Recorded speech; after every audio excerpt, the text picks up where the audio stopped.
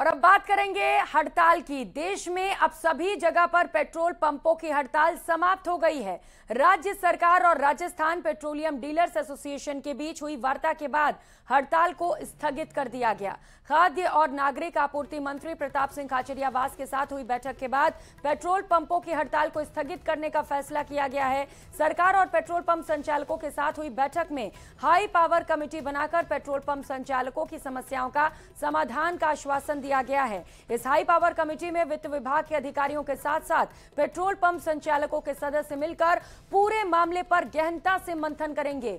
गौरतलब है कि पेट्रोल पंप संचालक राजस्थान में वैट दरों को कम कर पंजाब राज्य के बराबर इसे करने की मांग कर रहे थे, जिसे लेकर 2 दिवसीय सांकेतिक हड़ताल के बाद आज से बेमियादी राज्यव्यापी हड़ताल पर चले गए थे।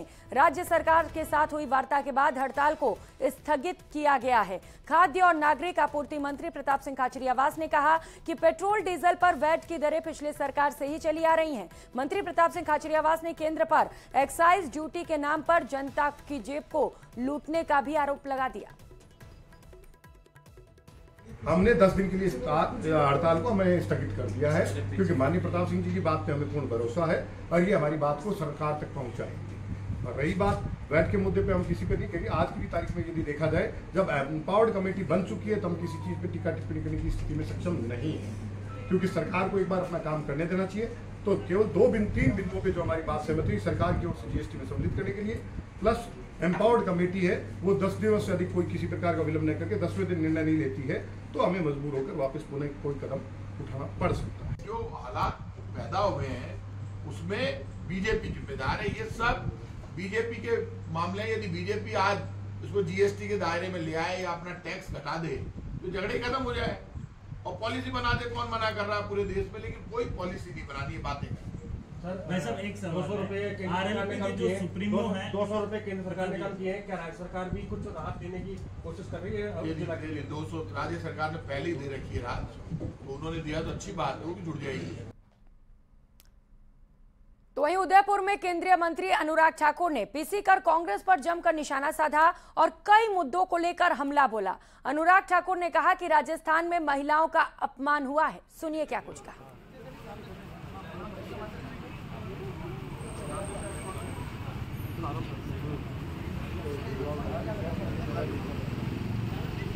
तस्वीरें आपको दिखा रहे हैं जहां पर केंद्रीय मंत्री अनुराग ठाकुर का भव्य स्वागत किया गया जमकर। उन्होंने विपक्ष पर इस दौरान निशाना भी साधा। उन्होंने कहा कि बेटियों के खिलाफ अपराध बढ़ते चले जा रहे हैं। राजस्थान सरकार को जनता जवाब देगी।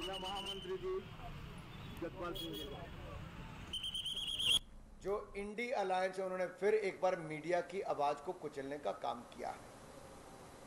ये एंटी डेमोक्रेसी है, एंटी मीडिया है, एंटी दलित है, एंटी आदिवासी हैं। और मैं तो ये कहूंगा इनको तो अपना नाम एंटी अलायंस रखना चाहिए, क्योंकि ये एंटी सनातन, एंटी डेमोक्रेसी, एंटी दलित, एंटी नेशनल, एंटी कॉन्स्टिट्यूशन और अब एंटी मीडिया हो गए। देखिए, कुछ लोग चले थे मोहब्बत की दुकान खोलने। मोहब्बत की दुकान का तो पता नहीं, नफरत का मेगा मॉल खोलकर चल रहे हैं। कोई हिंदुओं को अस्तित्व मिटाना चाहते हैं, सनातन धर्म को कुचलना चाहते हैं, जड़ से खत्म करना चाहते हैं, और एक के बाद दूसरा एक घमंडिया गठबंधन के नेता जो इंडी गठबंधन है उसके नेता एक नहीं, एक के बाद दूसरा, दूसरे के बाद तीसरा उन्होंने कहा इसको जड़ से ही खत्म करेंगे सनातन धर्म।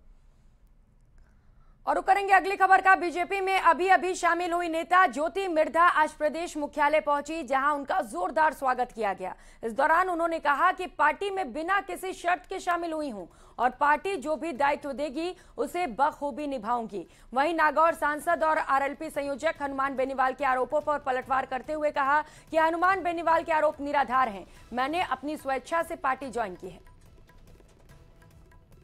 आज पहली बार मेरा बीजेपी कार्यालय के अंदर जयपुर में आगमन हुआ है और जिस तरीके से वार्म वेलकम मुझे यहाँ पर सभी लोगों ने, पंचारिया जी ने और पार्टी के सभी अधिकारियों ने, जो यहाँ पर पदाधिकारियों ने मेरे को करी है, उसके लिए मैं बहुत बहुत आभार व्यक्त करती हूँ।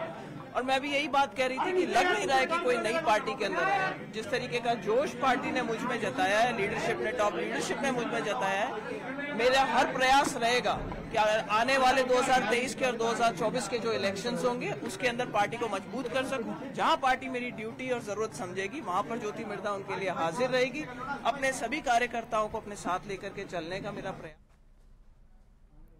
और खबर जोधपुर से है, जहां पर बीजेपी विधायक सूर्यकांता व्यास का एक वीडियो सोशल मीडिया पर जमकर वायरल हो रहा है, जिसमें वो अशोक गहलोत की तुलना राजा महाराजाओं के समान कर रही हैं। साथ ही मुख्यमंत्री को अब तक का सबसे बेहतर मुख्यमंत्री भी बता दिया।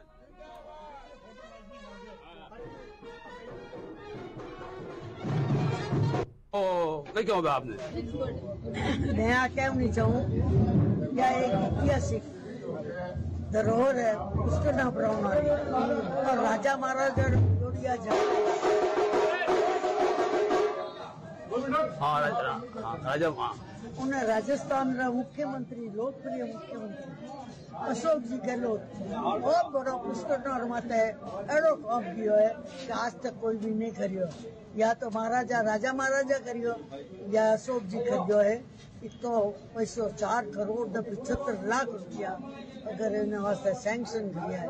अब मूर्ति बहुत एक ऐतिहासिक और इन मूर्ति ने देखने वास्ते हर टूरिस्ट आवतो और मना के तो बहुत जगह छोटी हम कैसे खड़े हुए। तो आज वो दिन आयो, आज वो सपनों साकार करियो है अशोक जी गहलोत।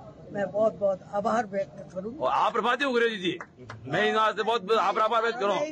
जनता रे माध्यम से करियो, जनता री मांग मत करियो और थे मने एमएलए बनाएंगे और जनता री मांग सूर्यकांता व्यास है। मैं हमारी मांग करी और राजस्थान के लोकप्रिय मुख्यमंत्री शक्ति का नाम नारी है। बहुत बहुत जीजी का आशीर्वाद ऐसे ही बना रहे। जीजी हमारे ब्राह्मण समाज। और अब बात बीजेपी की परिवर्तन यात्रा की करेंगे। चूरू में 3 दिन बाद इस यात्रा का समापन हुआ। चूरू जिले में भाजपा की परिवर्तन यात्रा 3 दिन बाद संपन्न हो गई। यात्रा में पूर्व जयपुर रोड के निजी होटल में नेता प्रतिपक्ष राजेंद्र राठौर ने प्रेस वार्ता कर प्रदेश की कांग्रेस सरकार पर जमकर निशाना साधा। विधायक भरत सिंह के मुख्यमंत्री को सिर मुंडवाकर बाल भेजे जाने का जिक्र करते हुए कांग्रेस सरकार पर जुबानी हमला किया। महिला अपराध को लेकर जनता के सपने बेचने का भी कांग्रेस पर आरोप लगाया गया।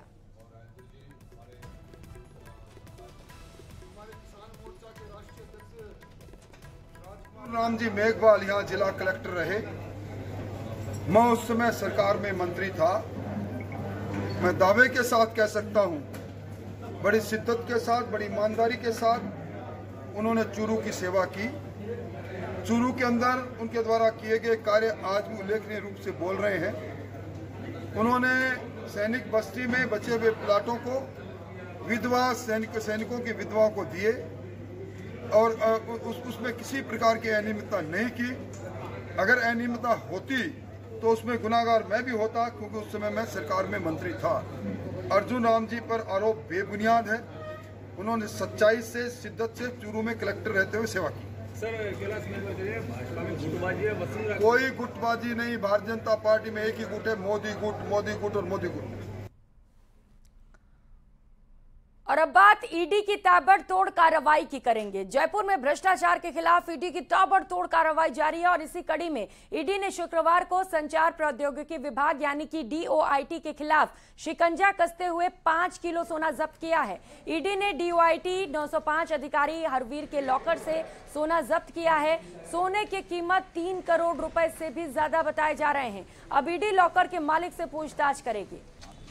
तो एक्सक्लूसिव तस्वीरें दिखा रहे हैं कार्रवाई के दौरान की न्यूज 18 राजस्थान पर, जहां पर ईडी की ओर से भ्रष्टाचार मामले को लेकर एक और बड़ी कार्रवाई की गई है, जहां पर करोड़ों का सोना जब्त किया गया है और अब मालिक से पूछताछ की जाएगी कि आखिर इतने बड़े पैमाने पर सोना लॉकर में क्यों रखा गया था, इस सोने का क्या होना था, कहां से ये सोना आया है और कौन कौन लोग इसमें शामिल हैं। तमाम बातों को लेकर ईडी की ओर से पूछताछ की जानी है। इस वक्त की बड़ी खबर और तस्वीरें आपको दिखा रहे हैं, जहां पर भ्रष्टाचार के खिलाफ ताबड़तोड़ कार्रवाइयां ईडी की ओर से जारी है। कई जगहों पर ईडी की ओर से रेड डाली जा रही है। ईडी ने आज संचार प्रौद्योगिकी विभाग यानी कि DOIT में कार्रवाई की और 5 किलो सोना जब्त कर लिया।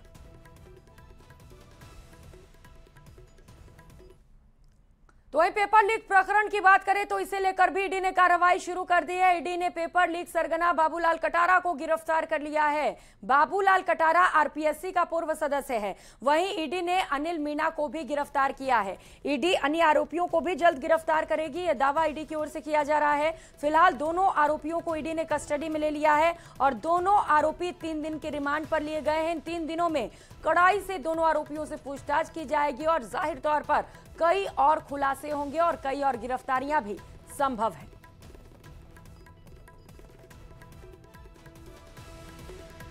तो पेपर लीक प्रकरण को लेकर ईडी की ओर से कार्रवाई की जा रही है। एनफोर्समेंट डिपार्टमेंट की ओर से 2 लोगों की कस्टडी ली गई है। बाबूलाल कटारा, अनिल मीणा, इन दोनों से अब कड़ाई से पूछताछ की जाएगी और कहा जा रहा है कि इस पूछताछ के बाद कई और नाम सामने आ सकते हैं, कई बड़े चेहरे सामने आ सकते हैं, क्योंकि कहा जा रहा था कि एसीबी की कार्रवाई में अब तक सिर्फ छोटी मछलियां ही फंस रही थी। एसओजी ने भी ठीक तरीके से जांच नहीं की, जैसा कि आरोप बीजेपी की ओर से लगाया जा रहा है। और यही वजह है कि अब ईडी की एंट्री प्रदेश में हुई और लगातार ताबड़तोड़ कार्रवाइयां भी ईडी की ओर से जारी है।